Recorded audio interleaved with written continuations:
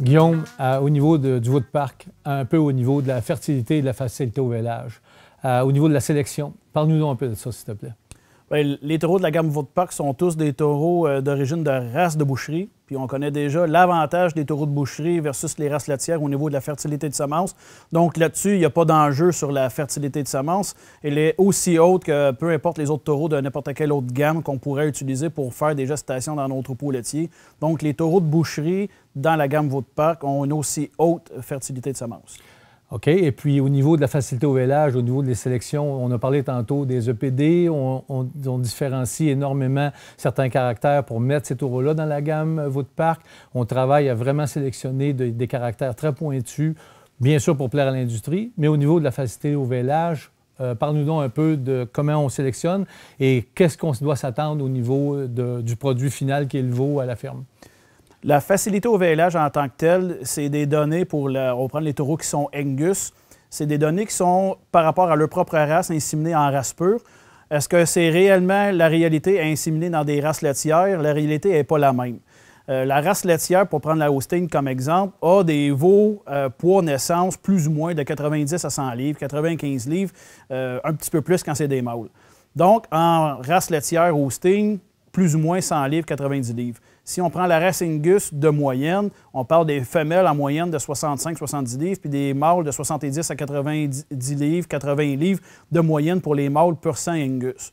Donc, quand on parle de poids naissance, pour une facilité au vêlage, les veaux sont déjà un peu plus petits lorsqu'ils sont faits en croisement Angus sur des Holstein.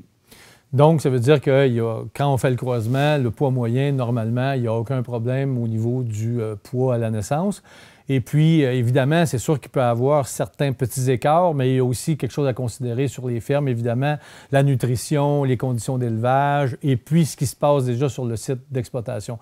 Alors, peut-être qu'on peut aussi mettre un bémol pour dire que, règle générale, c'est les poids que tu as donnés. Règle générale, c'est ce que les races au niveau génétique nous donnent, mais il pourrait arriver, dans certaines occasions, des problèmes qui proviennent soit de la régie du logement ou de l'environnement entourant la production. Mais sinon, pour l'instant, au niveau du veau de parc, est-ce qu'on considère qu'il peut y avoir des problématiques? Au niveau du veau de parc, là, il y a plusieurs races qu'on a associées à ça, dont les taureaux Angus qui ont les critères, comme on a mentionné, font partie de la gamme veau de parc. On a aussi des taureaux Limousin noir au Limflex, qui est un 50-50 Angus noir Limousin, et aussi du Sim Angus, même chose, qui est un cimental mélangé avec un Angus, et tout le temps dans le but de faire un veau noir dans le profil qui est recherché. Selon les races d'origine, il y a des durées de gestation qui sont un petit peu différentes, donc c'est quand même bien important de monitorer à la ferme à l'avance. On part de où pour valider est-ce que nos taureaux font faire des gestations plus longues. Puis on le sait que dans les dernières semaines de gestation, la croissance du veau in utero, à l'intérieur de la vache, la croissance est toujours assez bonne. C'est là qu'il y a le plus gros gain de poids. Donc, tu nous as mentionné, la régie au niveau de la gestion de la période de transition pour les vaches laitières est vraiment importante et de s'assurer que c'est déjà connu aussi, les gestations femelles versus des gestations mâles, peu importe la race, les gestations mâles sont toujours un petit peu plus longues dans les Holsteins. C'est l'exemple flagrant que tout le monde connaît. Une vache qui retarde son vêlage est souvent gestante d'un mâle versus des gestations femelles pour ceux qui font des devances. Puis même chose là, quand on parle des gestations multiples, c'est-à-dire des jumeaux ou des triplets, bien souvent les vaches ils vont devancer leur date de vêlage. Puis ces mêmes corrélations-là se tiennent aussi quand c'est fait en croisement boucherie sur laitier. Donc, ça veut dire que quand on parle de tout ce qu'on vient de parler au niveau de gestion de la production, à l'interne, au niveau environnemental, production, etc., il y a des outils qui existent et puis chacune des fermes en possède. Alors, un petit mot là-dessus?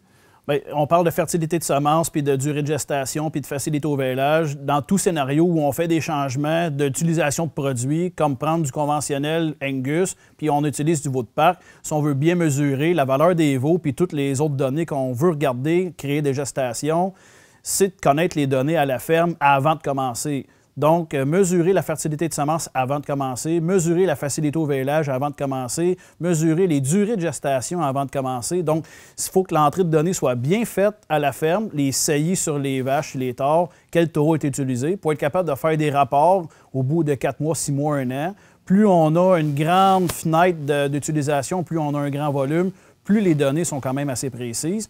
lorsqu'on a un taux de succès sur 12 saillies ou un taux de succès sur 120 saillies, Évidemment. la fiabilité est différente, puis on peut prendre des décisions en fonction, plus la fiabilité augmente.